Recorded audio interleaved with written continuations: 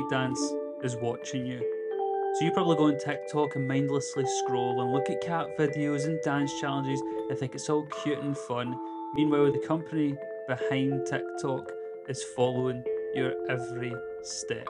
So this goes back to October 2022 when Forbes claimed TikTok parent ByteDance planned to use TikTok to monitor the physical location of specific American citizens. Now TikTok, they came back at this. They deny that it is used to target US citizens following a report that its Chinese parent planned to track the location of people via the video sharing app.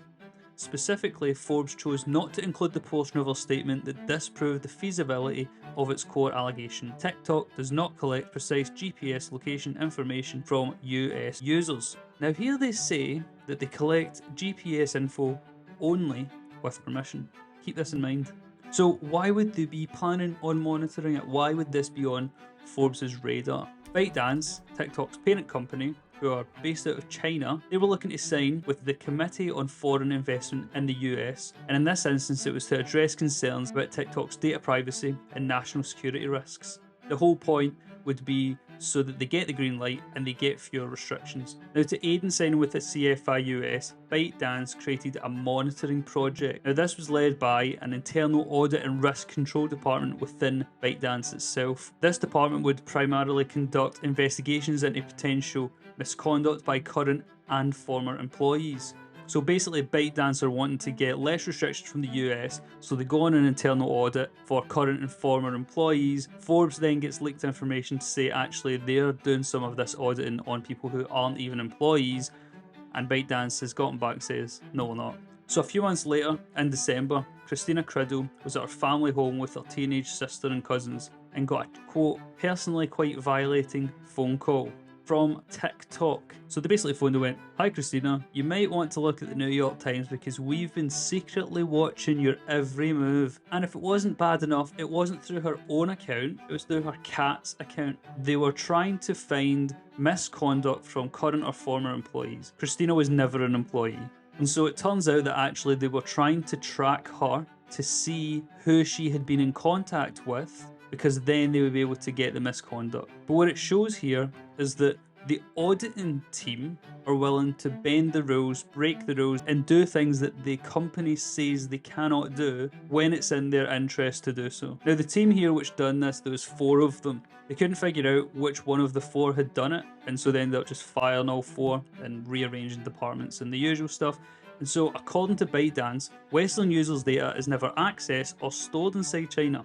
They say they deeply regret what was significant violation of its code of conduct and was committed to ensuring this never happens again. But we just have like 2 massive issues here. One is that the data is never accessed or stored inside China. So the 4 employees, 2 are from China, 2 are from the US. So it is possible the Chinese employees never actually seen the data, at least the raw data. That could have all been done in the US. But still, I mean, that's kind of a loophole, but ethical loopholes are a bit iffy at best. And secondly, what they're saying here is that they're really sorry that it happened. It won't happen again. We're getting the word from a company that's sorry that their audit team deliberately got information that they shouldn't have access to. How can you be trusted for that? I think it's also important to note here that the journalists that they were after was BuzzFeed journalists, who, as we all know, are notorious for their journalism. Finally, throughout this video, you might have been thinking, why is having locational information an issue? What's so bad about it? They just have data. Well, think about it. If your every movement is being accounted for, if your every movement is being stored and watched, this can release information in your personal and professional lives. This information could then be used for harm or unethical purposes. Stuff as simple as you're a consultant who works for confidential clients and then your footsteps have been tracked to their office. This information could be given to identity thieves, stalkers, amongst other things.